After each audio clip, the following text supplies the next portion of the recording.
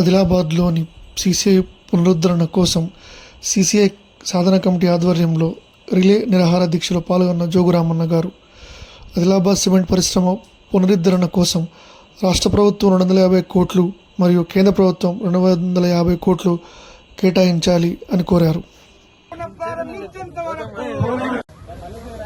నశించాలి సీసీఐ పట్ల కేంద్ర ప్రభుత్వం వంటి వైఖరి. నశించాలి నశించాలి నశించాలి సీసీఐ పట్ల కేంద్ర ప్రభుత్వం వంటి వైఖరి. నశించాలి నశించాలి.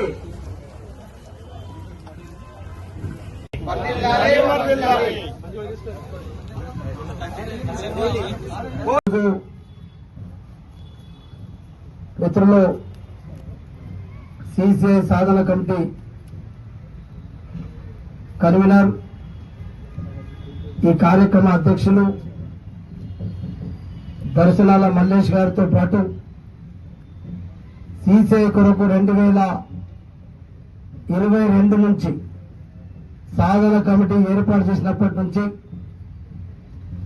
దాని కొరకు నిరంతరం పోరాడుతున్నటువంటి కో కన్వీనర్తో పాటు ఆ సాధన కమిటీ బృందానికి మరి ఇప్పుడే 772 ఎకరాలు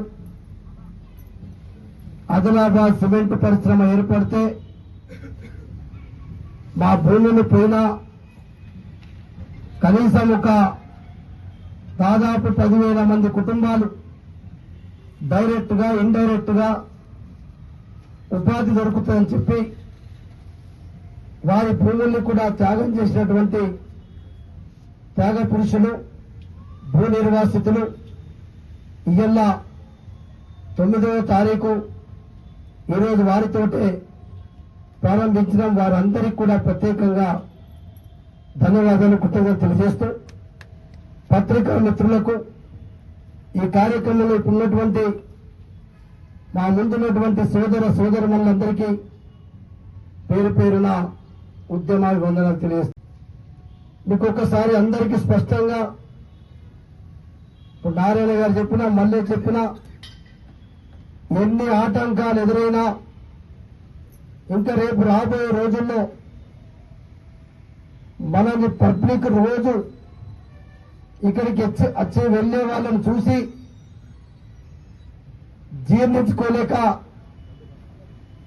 ఇంకా రాబోయే రోజుల్లో ఏమైనా జరగచ్చు. దానికి దయచేసి మనం ఎవ్వరం కూడా భయపడవలసిన అవసరం లేదు.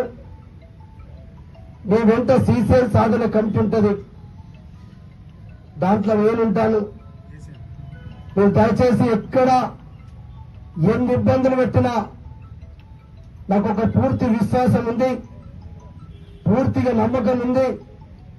ఆదిలాబాద్ సిమెంట్ పరిశ్రమ పునరుద్ధరణ జరుగుతాయని చెప్పి కూడా పూర్తి విశ్వాసం ఉన్నది. ఎందుకంటే మనకేదో కేంద్రంలో ఉన్నటువంటి భారతీయ జనతా పార్టీ ప్రభుత్వం సంస్థ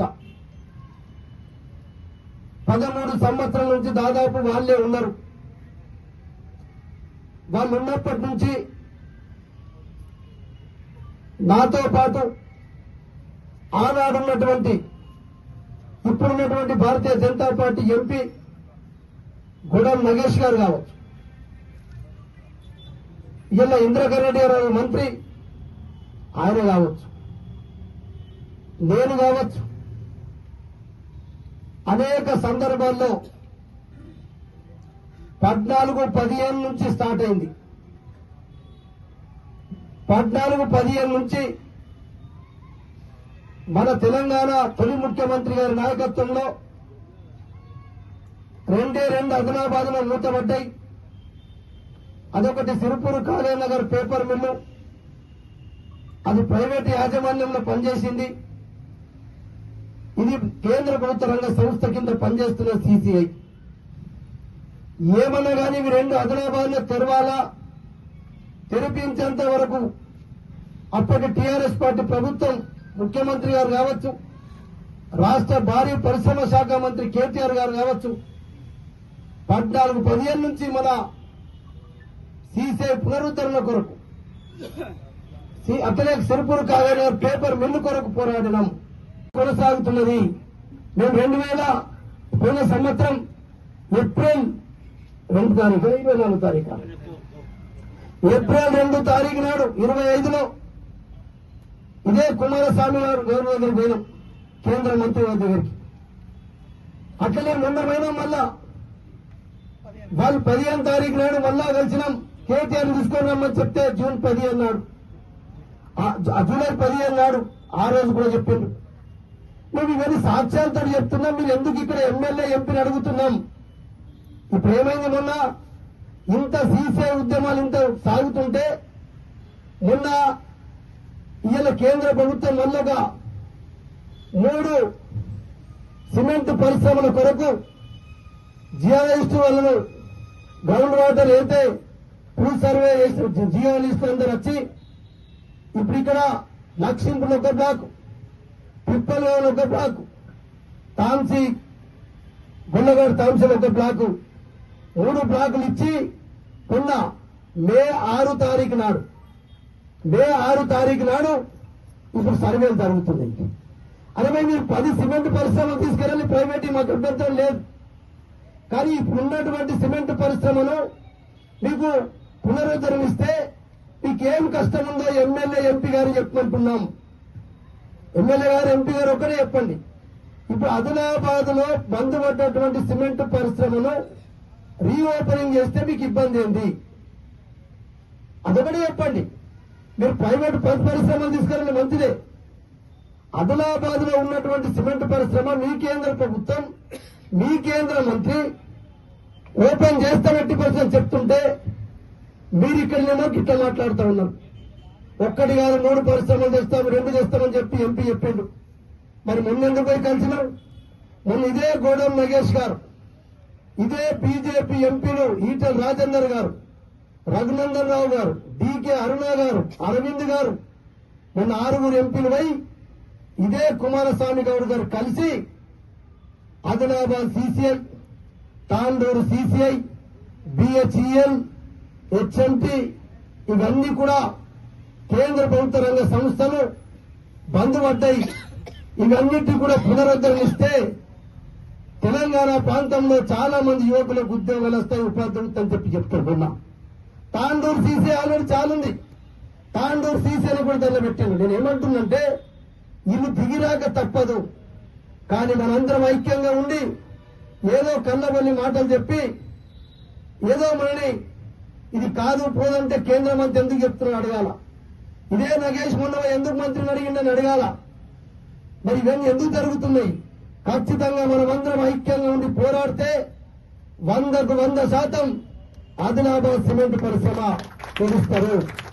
ఇంకో విషయం, కొంతమంది చెప్తారు ప్రైవేట్ యాజమాన్యం కాబట్టి దానికి ఏమి రాయితీలు కావాలో రాష్ట్ర ప్రభుత్వం నుంచి ఇప్పించి ఎన్నో సంవత్సరాలు నూతనటువంటి సిర్పూరు కాగలర్ పేపర్ మీద స్టార్ట్ అయిన మాట వాస్తవంగా కాదని తెలుసుకో. దాని తర్వాత ఇది నడుస్తూ ఉంది. 14-15 పోయినాం. అప్పటి అనంత గీతే గారు మరి కేంద్ర భారీ పరిశ్రమల శాఖ మంత్రి, పాపం ఆయన లేడు, స్వర్గస్థులైన. అట్లా ఆయన తర్వాత కూడా కేంద్ర మంత్రి ఆయన దగ్గరికి కూడా అప్పుడు వెళ్ళాం. ఇది నిరంతర ప్రక్రియ నడుస్తుంది. 16-17లో కేటీఆర్ గారిని తీసుకొని వస్తే మేము ఖచ్చితంగా మీరు ఏం చేస్తారో చెప్పండి అని చెప్పింది. అందుకొరకే రాష్ట్ర ప్రభుత్వం మేము ఇవి చేస్తామని చెప్పి కేటీఆర్ గారు 3 కండిషన్లతో లేఖ ఇచ్చిండు. లేఖ ఇచ్చిన మాట వాస్తవమా కాదంటే మొన్న సీసీఐ సాధన కమిటీ పోతే ఇక్కడ స్థానిక ఎమ్మెల్యే నాకు ఆ లెటర్ చూపెట్టమని చెప్తారు. అంటే మరి కన్నుండి చూడలేని కబోతులు ఉన్నారు చాలా మంది నాయకులు. బహిరంగంగా పేపర్ ప్రకటన ఇచ్చినాం, లెటర్లు ఉన్నాయి, పత్రికల వాళ్ళకు కూడా ఇచ్చినాం.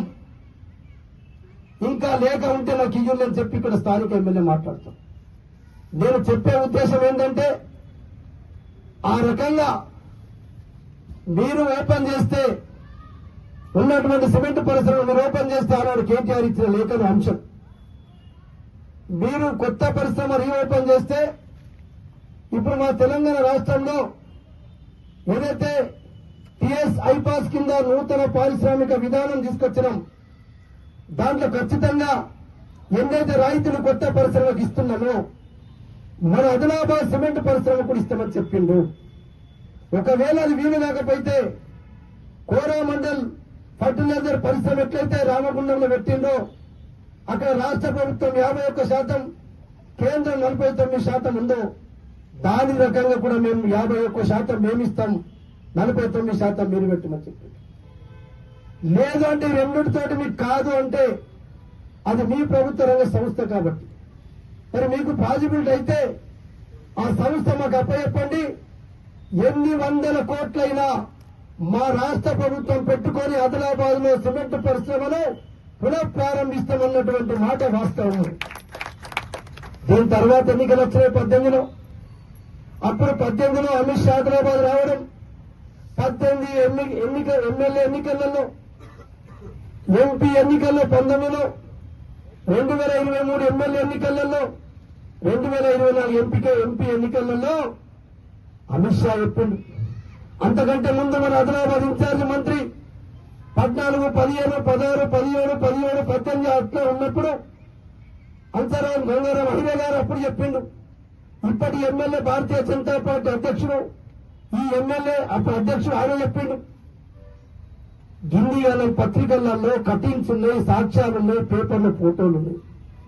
అప్పుడు స్వయం బాబురావు బీజేపీ ఎంపీ ఇదే బెల్లూరి భూ నిర్వాసితులు ధర్నా చేస్తే నిమ్మరసం ఇచ్చి దీక్ష విరమింపజేసి నేను మీ అందరూ ఢిల్లీకి తీసుకుపోతా, లేకుంటే సిమెంట్ పరిశ్రమ ఓపెన్ చేయాలా, లేకుంటే మీ భూములు మీకు వాపసు ఇప్పిస్తానన్న మాట వాస్తవం కాదా? ఇవన్నీ ఎంత జరిగినాయి? మనం 14, 15 నుంచి ఒత్తిడి తీసుకొస్తే బీఆర్ఎస్ పార్టీ అప్పుడు టీఆర్ఎస్ పార్టీ ప్రభుత్వం వాళ్లకు తప్పనిసరి పరిస్థితిలో ఒప్పుకోవాల్సి వచ్చింది. ఎయిర్పోర్ట్ వస్తున్నాయి కాబట్టి ఎయిర్పోర్ట్ వస్తే బ్లాస్టింగ్ చేస్తే ప్రమాదం జరుగుతుందని చెప్పి ఈ పరిశ్రమ మూతపడతాని చెప్తున్నాం. అది అబద్ధం. మన రాజుల దగ్గర పోయినాం. ఇప్పుడు కొత్త టెక్నాలజీ ప్రకారంగా లోపలనే బ్లాస్టింగ్ అవుతుంది. ఎక్కడ కూడా బ్లాస్టింగ్ చేస్తే గతంలో చాలా ఊళ్ళలో ఇప్పుడు ఇదే బెల్లూరు పక్క గ్రామాలలో ఇన్నప్పుడు షేక్ అయ్యేటి. ఇప్పుడు ఆ పరిశ్రమకు ఆ ప్రాబ్లం లేదు. లోపలనే సైలెంట్ పాయింట్ అయి అక్కడనే బ్లాస్టింగ్ చేస్తా ఉన్నారు. పాత దుబ్బు వచ్చే డస్ట్ వచ్చేది, ఇప్పుడు డస్ట్ రాకుండా మిషన్లు వచ్చేసినాయి. కాబట్టి ఎయిర్పోర్ట్ వచ్చినా ఈ ఆదిలాబాద్ సిమెంట్ పరిశ్రమకు ఏం దోకా లేదు. కానీ ఇక్కడ లోకల్ ఎమ్మెల్యే డ్రామా ఏం చేస్తున్నారంటే మన సీసీఐకి ఉన్నటువంటి లీజు భూముల్ని దీంట్లో ఇప్పుడు ఎయిర్పోర్ట్ సర్వేలో కూడా కొన్ని భూముల్ని తీసుకునే ప్రయత్నం చేస్తా ఉన్నారు. అంటే ఈ లీజు భూములు అటు పోతే సిమెంట్ పరిశ్రమ భూములు పోతున్నాయి అటు ఎయిర్పోర్ట్ అని చెప్పి ఏదో ఒక బహానా పెట్టి ఎయిర్పోర్ట్ పేరుతోటో లేకుంటే ప్రైవేటు పరిశ్రమల పేరుతోటో ఇక్కడ ఉన్నటువంటి 100 సంవత్సరాల రా మెటీరియల్ ని ఆ ప్రైవేటు పరిశ్రమలకు అమ్ముకుంటే జేబులకు డబ్బులు వస్తాయి. ఆదిలాబాద్ పునరుద్ధరిస్తే ఆదిలాబాద్ సీసీఐ పునరుద్ధరిస్తే డబ్బులు రావు. ఏ రకంగా డబ్బులు చంపే అవకాశం ఉంటుందో అది ఆ రకంగా మన ఎమ్మెల్యే ప్రయత్నం చేస్తా ఉన్నాడు. కాబట్టి దయచేసి ఎక్కడి వాళ్ళకి అక్కడ సోషల్ మీడియా కానీ గ్రామాలు కానీ వార్డులు కానీ మొత్తం ఎక్కడికక్కడ రేపటి నుంచి అనేక కార్యక్రమాలు చేస్తాం. పట్టణ వాసులందరూ ఇక్కడనే మన కార్యకర్తలు కావచ్చు, సిపిఐ మిగతా అందరం కూడా ఒక 30 రోజులు పని వదిలేసుకొని ఏ కార్యక్రమం తీసుకుందాం ఇక్కడనే ప్రణాళికలు తయారు చేసుకుందాం. ఇవాళ భూ నిర్వాసితుడు మొదలైంది. రేపు చాందా గ్రామస్తులకు ఇన్ఫర్మేషన్ చేసినాం. రేపు చాందా గ్రామస్తులు కుటుంబం చెప్పి కోరుకుంటూ సీసీఐ సాధన కమిటీ ఈ కార్యక్రమం